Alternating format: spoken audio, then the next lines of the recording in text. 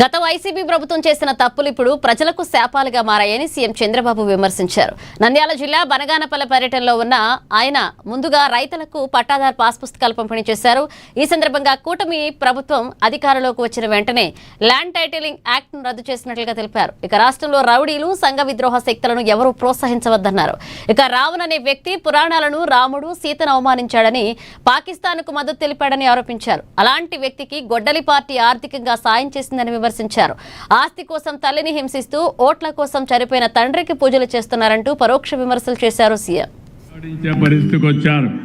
నాకు ఆశ్చర్యం వేస్తుంది. మీరు కూడా ఆలోచించాలి. ఇలాంటి ఇంత ప్రవర్తన మీరు చేయొద్దండి. తండ్రి చనిపోయాడు, తండ్రికి పూజలు చేస్తారు. ఎందుకు? ఓట్ల కోసం. తల్లి బతికుంది, తల్లి ఆస్తికి ఆవిడ్ని హింస పెడతాడు.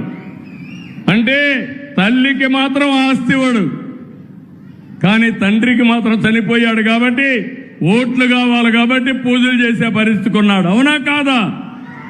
అవునా కాదా? అవునంటే చేతులు పైకెత్తండి. మీకు ఇలాంటి కన్నబిడ్డలు కావాలని అడుగుతున్నా. తల్లిని గౌరవించలేని వ్యక్తి నేను ఈరోజు పెట్టాను. తల్లికి వందనం పెట్టింది. పిల్లల్లో శాశ్వతంగా తల్లులంటే గౌరవం ఉండాలని ఎంత పెద్దయినా తల్లి తల్లి, బిడ్డ బిడ్డే. అవునా కాదమ్మా?